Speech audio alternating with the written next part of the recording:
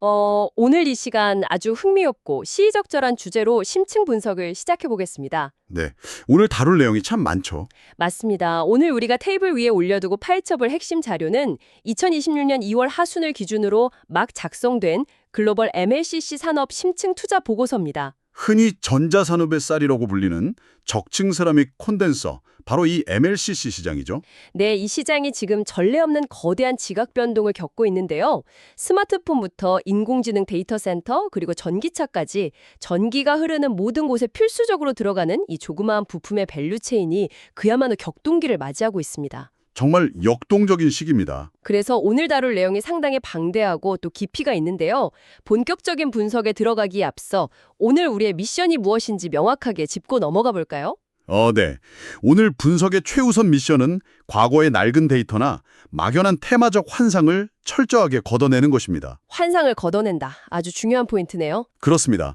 현재 시장에는 여전히 2024년의 수치를 2025년 실적으로 혼동하거나 이미 구조적으로 꺾여버린 수요가 우상향할 것이라고 막연히 낙관하는 치명적인 오류들이 섞여 있거든요. 아, 낡은 정보에 갇혀 있는 거군요. 네, 그래서 2026년 2월 현재 시점에 가장 정교하고 최신화된 실시간 데이터를 바탕으로 청취자에게 가장 정확하고 현실적인 2026 포트폴리오 전략과 펀더멘털 재평가 기준을 제시하는 것이 저희의 목표입니다. 좋습니다. 그럼 현재 상황의 큰 그림부터 먼저 그려보겠습니다. 지금 시장은 스마트폰 같은 전통적 IT 기기의 수요 침체와 AI 데이터 센터의 폭발적 성장이 극단적으로 엇갈리는 수요 양극화, 즉 디커플링 현상을 겪고 있죠. 네, 극단적인 양극화 상태입니다. 여기에 더해 최근 미국 관세 정책의 급격한 변화까지 맞물리면서 2026년에 글로벌 밸류 체인이 완전히 뒤흔들리고 있습니다.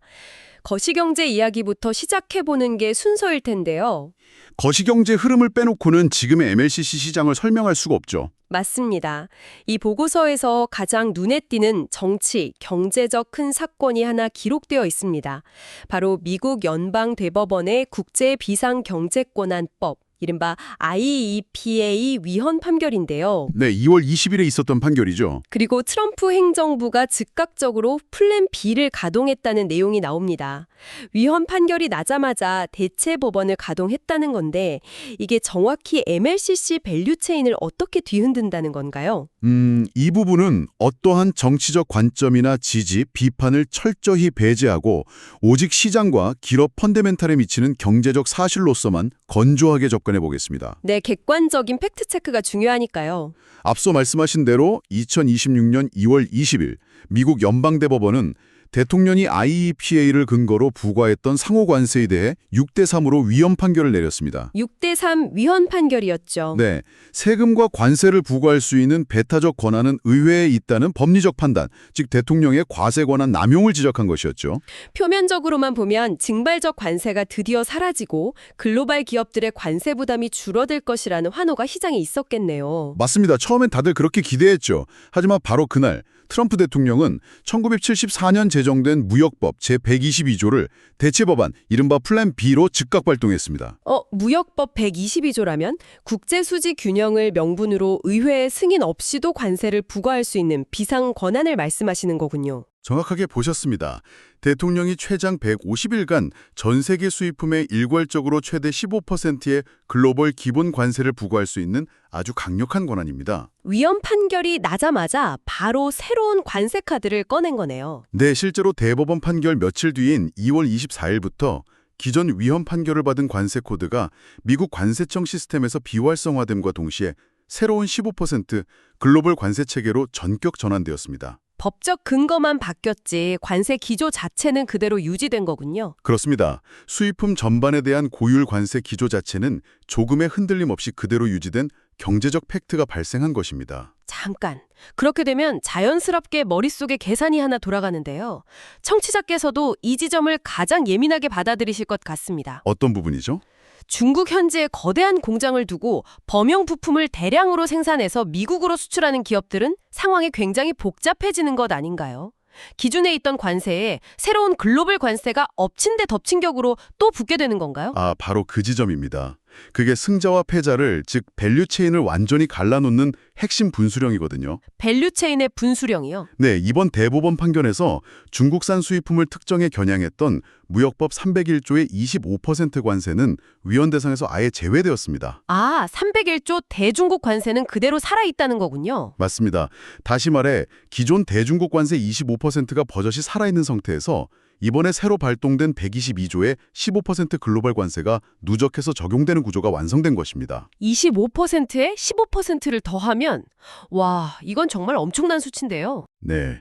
결과적으로 중국 현지에서 범용 MLCC를 대량 생산해 글로벌로 수출하는 기업들은 무려 40%에 육박하는 징벌적 원가 상승 압력을 고스란히 맞게 되었습니다. 40%면 이익을 내는 게 거의 불가능에 가까운 원가 압박이네요. 그렇습니다. 반면에 한국 국내 라인에서 고사양 MLCC를 직접 생산하여 수출하는 기업들에게는 이것이 상상 이상의 반사이익으로 작용합니다. 징벌적 관세를 피할 수 있으니까요. 네, 40%의 관세 폭탄을 두들겨 맞는 중국 경쟁사들과 비교할 때 가만히 앉아서도 압도적인 가격 경쟁력을 단숨에 확보하게 되는 구조적 혜택을 입게 된 것이죠. 관세율 40%의 압박이 특정 기업들에겐 오히려 엄청난 프리미엄이 된다는 거군요. 거시경제의 파도가 펀더멘탈을 어떻게 완벽하게 바꾸는지 실감하게 됩니다. 네, 생산 거점이 어디냐가 그 어느 때보다 중요해졌습니다. 그런데 누가 어디서 만드느냐도 중요하지만 결국 누가 이 부품을 다 사가느냐, 이게 전방산업의 핵심 아닐까요? 맞습니다. 수요처가 튼튼해야 하니까요. 자료에 나온 글로벌 빅테크 기업들, 즉 하이퍼스케일러들의 올해 설비 투자 규모를 보니까 무려 6,700억 달러라는 경이적인 숫자가 찍혀 있던데요. 네, 우리 돈으로 환산하면 거의 900조 원에 달하는 천문학적인 액수죠. 과거에는 소프트웨어 최적화나 서비스 개발에 주로 집중하던 이 거대 기술 기업들이 왜 자신들의 잉여연금 흐름이 깎이는 출혈을 감수하면서까지 하드웨어, 특히 AI 인프라 구축에 이렇게 무리하게 돈을 쏟아붓고 있는 건가요? 빅테크 기업들이 막대한 부채 비율을 감수하면서까지 천문학적인 자본을 투하하는 이유는 단 하나, 생존입니다. 생존이요? 네, 지금 AI 인프라의 주도권을 쥐지 못하면 향후 10년의 테크 생태계에서 도태될 것이라는 극한의 위기감이 작용하고 있죠. 도태되면 끝이라는 공포군요. 맞습니다. 이 6,700억 달러 중 무려 75%가 순수 AI 데이터 센터 구축과 가속기 구매에 집중되고 있습니다. 여기서 아주 흥미로운 건 도대체 왜 그렇게 많은 MLCC가 AI 서버에 필요한가 하는 점입니다. 저도 그게 참 궁금했습니다. 도대체 왜 그렇게 많이 들어가는 건가요? 이를 이해하시려면 전력 무결성, 영어로 파워 인테그리티라는 개념을 보셔야 합니다. 전력 무결성이요? 최신 AI 가속기가 장착된 데이터 센터 서버보드는 우리가 흔히 아는 일반 서버 대비 최소 10배 이상의 극단적인 전력을 소모합니다. 엄청난 전력이 쏟아져 들어갈 때 미세한 전압 강화나 노이즈가 발생하면 수백억 원짜리 서버 클러스터가 순간적으로 셧다운되어 버립니다. 아, 전력이 폭포수처럼 쏟아질 때 그 노이즈를 완벽하게 걸러주고 일정한 전압을 유지해주는 일종의 첨단 댐 역할을 하는 게 바로 하이엔드 MLCC라는 말씀이군요. 네, 아주 정확한 비유입니다. 댐이 부실하면 홍수가 나듯 MLCC가 부족하면 시스템이 멈춥니다. 구체적인 탑재 수량을 비교해 놓은 데이터를 보면 그 수요의 폭발력이 어느 정도인지 훨씬 더 직관적으로 다가오더라고요. 직관적인 숫자 비교를 한번 해보겠습니다. 우리가 매일 사용하는 최신 스마트폰 한 대에는 보통 1000개 남짓한 초소형 MLCC가 들어갑니다. 스마트폰 하나에 1000개요? 네, 그리고 일반적인 엔터프라이즈 서버에는 2200개 정도가 탑재되죠. 그런데 방금 말씀드린 고도의 연산을 수행하는 최신 AI 서버 컴퓨팅 보드 단 한 장에는 무려 1만 5천 개에서 많게는 2만 5천 개의 하이엔드 고용량 MLCC가 빽빽하게 들어갑니다. 보드 한 장에 25,000개요? 차원이 다르네요. 여기서 끝이 아닙니다. 심지어 최상위 스펙으로 구성된 렉 단위 시스템으로는 대당 최대 2만 8천 개 이상이 소모되는 것으로 파악되고 있습니다. 와, 대당 28,000개 이상이요? 단순히 기기 대 수만 놓고 보면 스마트폰이 많아 보이지만 기기당 필요 수량을 곱해보면 AI 서버가 만들어내는 MLCC 수요는 그야말로 모든 것을 빨아들이는 블랙홀인 셈입니다. 스마트폰 한 대에 1000개인데 AI 서버 보드 한 장에 많게는 25,000개라니 단위 자체가 비교를 불허하네요. 그런데 이렇게 뜨거운 용광로 같은 AI 시장이 있는 반면에 과거에 MLCC 산업의 폭발적 성장을 이끌었던 전기차 시장의 상황은 많이 다르다고 들었습니다. 네, 분위기가 180도 다릅니다. 이 분석 자료에서도 전기차 쪽은 굉장히 냉혹하게 평가하고 있던데요. 맞습니다. 전기차 시장은 현재 장기적인 수요 정체기, 이른바 캐즘 현상의 한가운데를 지나고 있습니다. 뼈아픈 캐즘 구간이군요. 글로벌 고금리 기조가 장기화되면서 자동차 할부 금리에 큰 부담을 느끼는 소비자들이 지갑을 굳게 달았죠. 설상가상으로 주요 선진국들이 보조금마저 대폭 삭감하면서 2026년 현재까지도 최종 수요가 꽉 막혀 있는 상태입니다. 수요가 꽉 막혀버렸으니 자동차 회사들도 비상일 텐데요. 상황이 이렇다 보니 완성차 업체들은 자신들의 생존을 위해 부품사들을 상대로 아주 강력한 단가이나 압력, 이른바 시야를 가하고 있습니다. 부품 가격을 후려치는 거군요. 네, 과거에는 전기차 한 대당 최대 3만 개의 고신뢰성 전장용 MLCC가 들어간다며 핑크빛 미래를 그렸지만 지금 전장용 부품사들은 혹독한 재고 조정과 마진 축소라는 아주 추운 겨울을 겪고 있습니다. AI 데이터 센터 시장과는 완벽하게 정반대의 디커플링 상황이 펼쳐지고 있는 것이죠. 양극화라는 단어가 이보다 더 잘 어울릴 순 없겠네요. 한쪽은 수요가 폭발해서 물건이 없다고 난린데 한쪽은 재고가 쌓여서 단가를 후려치는 상황이니까요. 그야말로 극과 극의 밸류 체인입니다. 이런 극단적인 환경 속에서 자료를 보며 제 눈을 의심했던 아주 흥미로운 인터뷰 기사가 하나 있습니다. 글로벌 1위 기업인 일본 무라타의 나카지마 사장 인터뷰인데요. 그 인터뷰 시장에 아주 큰 파장을 일으켰죠. 네, 현재 빅테크들의 하이엔드 제품 수요가 자신들의 현재 생산 능력의 무려 2배에 달한다고 공식적으로 밝혔습니다. 생산 능력의 2배, 어마어마한 수치입니다. 그리고 이에 발맞춰 3월 말까지 선도적인 가격 인상 결정을 내리겠다고 못을 박았는데요. 1위 기업이 총대를 메고 제품 단가를 올린다는 것, 이게 전체 밸류체인과 시장에 어떤 나비 효과를 가져오게 되는 건가요? 경제학적으로 이 선언은 부품사들의 가격 전가력, 즉 프라이싱 파워가 완벽하게 회복되었음을 알리는 강력한 신호탄입니다. 프라이싱 파워의 회복이요? 그리고 동시에 강력한 가격 우산 효과, 프라이스 엄브렐라 효과가 발동했음을 의미하죠. 보통 부품사들은 세트 제조사들의 단가이나 요구에 끌려다니는 철저한 의뢰 입장에 놓이기 쉽거든요. 아까 전기차 부품사들이 겪고 있는 상황처럼요. 맞습니다. 하지만 하이엔드 CEO가 생산 능력의 2배에 달할 정도로 공급 부족이 심화되면서 시장의 권력이 제조사에서 부품사로 완전히 역전된 겁니다. 완전히 갑과 을이 바뀌었네요. 미 기업들도 자연스럽게 단가를 올리면서 자신들의 마진을 극대화할 수 있는 합법적이고 자연스러운 명분이 생깁니다. 1위가 올리니까 우리도 올린다 이런 식으로 따라가는 거군요. 네. 더 흥미롭고 결정적인 포인트는 이 부품을 사가는 하이퍼스케일러 고객들의 태도입니다. 고객들의 태도라면 아무리 부품이 부족해도 단가가 훌쩍 오르면 비용 통제 차원에서 강하게 반발하거나 협상을 시도하지 않나요? 일반적인 IT 기기나 가전시장이라면 1센트, 2센트 깎기 위해 피 튀기는 혈투를 벌이겠죠. 하지만 올해만 6,700억 달러를 쏟아붓는 빅테크들의 입장은 완전히 다릅니다. 돈 쓰는 스케일이 다르니까 관점도 다르군요. 이들에게는 몇백 원, 몇천 원짜리 부품값을 깎기 위해 실랑이를 벌이는 것보다 수백억 원이 투입된 AI 서버 프로젝트가 MLCC 부품 몇 개가 모자라서 통째로 멈춰버리는 딜레이 상황이 수만 배는 더 치명적입니다. 부품 몇 개 없어서 수백억짜리 서버가 놀고 있으면 그 손해가 훨씬 크겠네요. 그렇죠. 따라서 부품 단가 인상에 대해 극도로 관대한 가격 수용성을 보입니다. 부품을 만드는 기업 입장에서는 원자재 가격이나 공장 고정비가 더 들어간 것도 아닌데 판매 단가만 쑥쑥 올라가니까 추가 비용 지출 없이 순수 영업이익률이 기하급수적으로 팽창하게 되는 마법 같은 구간에 진입한 것이죠. 매출 원가의 변동은 거의 없는데 판가만 올라가서 이익이 고스란히 남는 구조. 제조업에서 이보다 완벽한 시나리오는 없겠네요. 자, 그럼 이제 가장 중요한 순서입니다. 네, 개별 기업 분석이죠. 이런 거시적 배경을 바탕으로 청취자께서 가장 주목하셔야 할 한국의 대표 MLCC 3사, 삼성전기, 사마콘덴서, 아모텍에 대한 정밀 타격 분석으로 넘어가 보겠습니다. 이 세 기업이 맞이한 명암이 어떻게 갈리고 있는지 하나씩 파헤쳐보죠. 먼저 이 분야의 글로벌 대장주격인 삼성전기부터 살펴볼까요? 삼성전기는 현 시점, 한마디로 AI 슈퍼사이클의 최종점에선 압도적 하드웨어 지배자라고 명확히 정의할 수 있습니다. 압도적 지배자요? 실적이 그만큼 압도적인가요? 2025년 결산 실적을 살펴보면 영업이익 9,133억 원을 기록하며 창사 이래 최대 실적을 달성했습니다.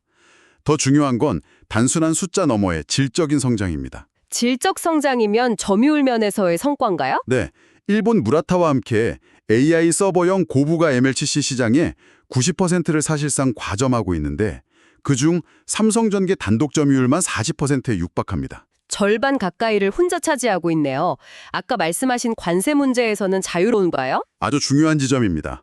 앞서 우리가 길게 분석했던 미국의 40% 누적 관세 철퇴에서도 생산 거점의 다변화 덕분에 매우 자유롭습니다.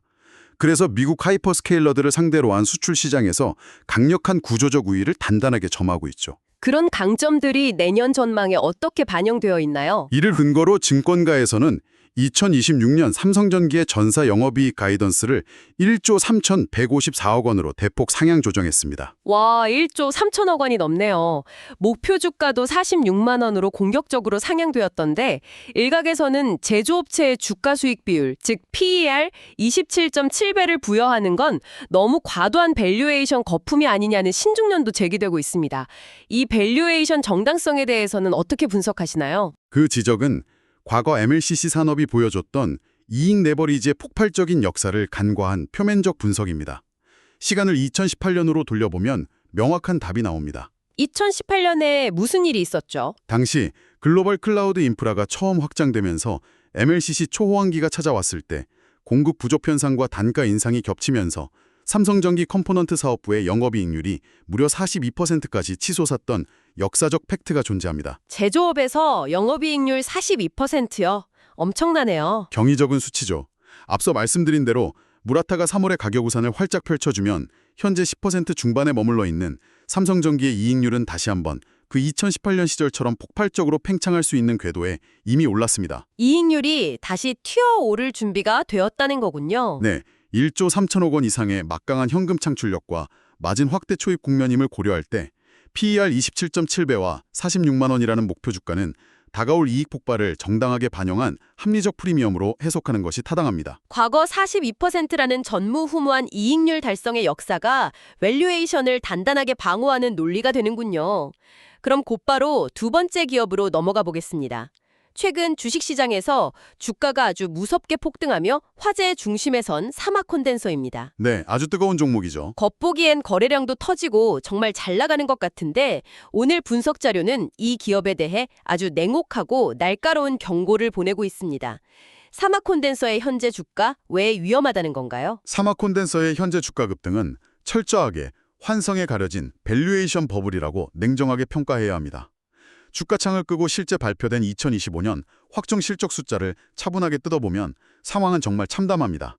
실적이 그렇게 안 좋게 나왔나요? 영업이익이 128억 원으로 전년 대비 무려 27.8%나 곤두박질 치는 신박한 어닝 쇼크를 기록했습니다. 27%나 급감했다고요? 원인이 뭔가요? 기업의 핵심 이익 체력이 이렇게 훼손된 결정적 이유는 이들의 매출비 중에서 아주 큰 축을 차지하던 전기차 부문 때문입니다. 앞서 말씀드린 극심한 캐짐 침체에 빠지면서 완성차 업체의 강력한 단가 인하 압력을 전혀 방어하지 못하고 원가 통제력을 완전히 상실해버렸죠. 전기차 비중이 높은 게 치명타가 되었군요. 그럼 아까 거시경제 파트에서 다뤘던 관세 리스크는 어떤가요? 그게 더 큰 문제입니다. 경영진이 차세대 동력으로 삼고 있는 중국 현지 AI 서버 부품 진출 전략은 우리가 첫 번째 세그먼트에서 분석했던 대중국 40% 누적 관세 리스크의 정중앙에 맨몸으로 노출되어 있습니다. 가만히 들어보면 마치 의자 뺏기 게임 같습니다. 음악이 멈추기 일보 직전인데 사람들은 AI 테마라는 음악 소리에 취해서 계속 춤을 추고 있는 형국이네요. 실질적인 이익은 30% 가까이 증발했는데 주가만 5만 7천 원대로 치솟았으니 수치상으로 명백한 괴리가 발생한 거군요. 비유가 아주 정확합니다. 이건 기업이 가진 본질적인 이익 창출 능력이 올라간 게 아니라 AI 반도체라는 거대한 시장 테마에 무분별하게 편승한 전형적인 유동성 랠리일 뿐입니다. 숫자만 봐도 밸류에이션이 설명이 안 될 것 같은데요? 맞습니다. 어닝 쇼크를 반영한 현재 사막 컨덴서의 PER가 자그마치 29.3배입니다. 29.3배요? 1년에 1조 3천억 원을 벌어들이는 세계 2위 기업 삼성전기의 PER가 27.7배인데 오히려 이익이 급감하고 관세 리스크에 노출된 회사가 시장에서 더 비싼 프리미엄을 요구하고 있는 아주 기형적인 밸류에이션 역전 현상이 벌어지고 있는 겁니다. 삼성전기보다 더 고평가를 받고 있다니 정말 아이러니하네요. 언제 터질지 모르는 폭탄 돌리기 상태이므로 투자자들의 매우 냉철하고 객관적인 현실 인식이 절실한 시점입니다. 숫자는 거짓말을 하지 않는다는 말이 새삼 와닿습니다. 실적 기반이 취약한 테마성 랠리의 위험성을 아주 날카롭게 짚어주셨네요. 자, 이제 오늘 분석할 마지막 기업입니다. 수년간 이어지던 만년 적자의 깊은 늪에서 마침내 벗어났다는 평가를 받는 아모텍입니다. 네, 아모텍의 행보는 정말 주목할 만하죠. 여기서 굉장히 역설적이고 흥미로운 상황이 발견되는데요. 원래 시장이 기대했던 900억 원이라는 가이던스가 550억 원으로 뚝 떨어졌는데도 시장과 애널리스트들의 평가는 오히려 긍정적이라는 겁니다. 목표치가 깎였는데 칭찬을 받는 이 역설, 어떻게 해석해야 합니까? 겉으로 드러난 가이던스의 숫자가 반토막 난 것을 실망으로 볼 것이 아니라 오히려 진정한 턴어라운드의 개막으로 해석하셔야 합니다. 진정한 턴어라운드요? 어떤 이유에서죠? 과거 회사 측이 제시했던 900억 원이라는 수치는 사실 전기차 시장이 무한정 성장할 것이라는 장밋빛 미래만을 가정한 채 만들어진 다소 허황된 거품이 잔뜩 깨 있었습니다. 아, 그 거품을 걷어냈다는 뜻이군요. 네, 여기서 아모텍 경영진이 보여준 가장 훌륭한 결단은 수요가 차갑게 식어버린 전기차 시장에 대한 미련을 아주 과감하게 버리고 폭발적으로 성장하는 북미 AI 광 네트워크 시장으로 재빠르게 방향을 튼 것입니다. 아, 북미 AI 광 네트워크라면 보고서에 언급된 CPO용 하이엔드 MLCC를 말씀하시는 거군요. 그러니까 쉽게 말해 빛을 이용해서 데이터를 엄청나게 빠른 속도로 주고받는 차세대 통신 기술 쪽에 들어가는 고성능 부품으로 전면적인 피보팅을 했다는 의미네요. 네, 정확합니다. 그 대담하고 발빠른 피보팅 전략이 완벽하게 적중하면서 까다롭기로 소문난 북미 핵심 고객사의 퀄 테스트, 즉 공급 승인을 극적으로 획득하는 데 성공했습니다. 공급 승인을 받았으면 이제 숫자로 증명할 일만 남았겠네요. 이미 증명하기 시작했죠. 그 결과 2025년에 영업이익 61억 원을 기록하며 지긋지긋했던 적자고리를 완전히 끊어내고 드디어 완벽한 흑자 전환에 안착했습니다. 드디어 흑자 정산을 했군요. 시장의 스마트머니들도 이러한 질적인 체질 개선에 환호하며 아모텍의 목표 주가를 2만 원으로 전격 상향 조정한 것입니다. 이는 PBR, 즉 주가 순자산 비율 1.8배 수준인데요. 과거 대규모 적자를 내던 시절의 뼈아픈 밸류에이션 디스카운트를 훌훌 벗어던지고 비로소 구조적 성장 프리미엄을 주가에 차분히 반영하기 시작했다는 뜻입니다. 900억이라는 환상 대신 550억이라는 현실을 택한 게 신의 한 수였네요. 맞습니다. 달성 불가능했던 허상으로서의 매출 폭발보다는 550억 원이라는 현실적이고 단단한 성장을 차근차근 밟아가면서 전기차 단일 의존도의 치명적 리스크를 AI 모멘텀으로 훌륭하게 극복해낸 것이죠. 투자자들 입장에서도 아주 솔깃한 포인트겠습니다. 네, 하이리스크, 하이리턴 관점을 선호하는 투자자들에게는 펀더멘털이 확실하게 뒷받침되는 매우 매력적인 턴어라운드 모멘텀 투자처로 재평가받고 있습니다. 오늘 세 기업의 구체적인 비교 분석까지 깊이 파고들어 보니 2026년 시장을 관통하는 정말 명확한 공식이 하나 도출되는 것 같습니다. 어떤 공식인가요? 이제 기업의 가치는 단순히 우리가 무엇에 만들 수 있느냐를 넘어서 누구에게 팔고 있는가, 예를 들어 그 타겟 고객이 캐즘에 빠진 전기차 분야인지 아니면 천문학적 돈을 쏟아붓는 AI 분야인지가 1차적 운명을 가르고요. 네, 타겟 고객이 운명을 가르죠. 나아가 어디서 만들고 있는가, 즉 40%에 달하는 미국의 무거운 관세 리스크를 피해 오히려 구조적 가격 경쟁력을 취할 수 있는지의 여부가 2026년 기업들의 명암을 극명하게 가르고 있습니다. 완벽한 요약이십니다. 청취자께서도 본인의 투자 포트폴리오를 점검하시거나 속해 계신 산업의 흐름을 바라보실 때 이런 거시적인 무역 장벽과 극단적으로 양극화된 기술 수요가 만들어내는 구조적 장세의 공식을 꼭 한번 대입해 보셨으면 좋겠습니다. 네, 오늘 우리가 심층적으로 다룬 거시경제의 거대한 파도와 특정 기술에 집중된 극단적 수요의 결합은 글로벌 투자 지형 전체를 완전히 뒤바꿔 놓고 있습니다. 정말 엄청난 변화의 한가운데에 서 있는 느낌입니다. 여기서 분석을 멈추지 않고 한 걸음 더 나아가 청취자께서 다음으로 반드시 던져보셔야 할 아주 중요하고 도발적인 질문을 하나 남기고 싶습니다. 도발적인 질문이요? 어떤 건가요? 지금 전 세계의 막대한 자본과 에너지, 그리고 하이엔드 부품들이 오직 AI 인프라 구축이라는 거대한 블랙홀 한 곳으로만 빨려 들어가고 있습니다. 그렇다면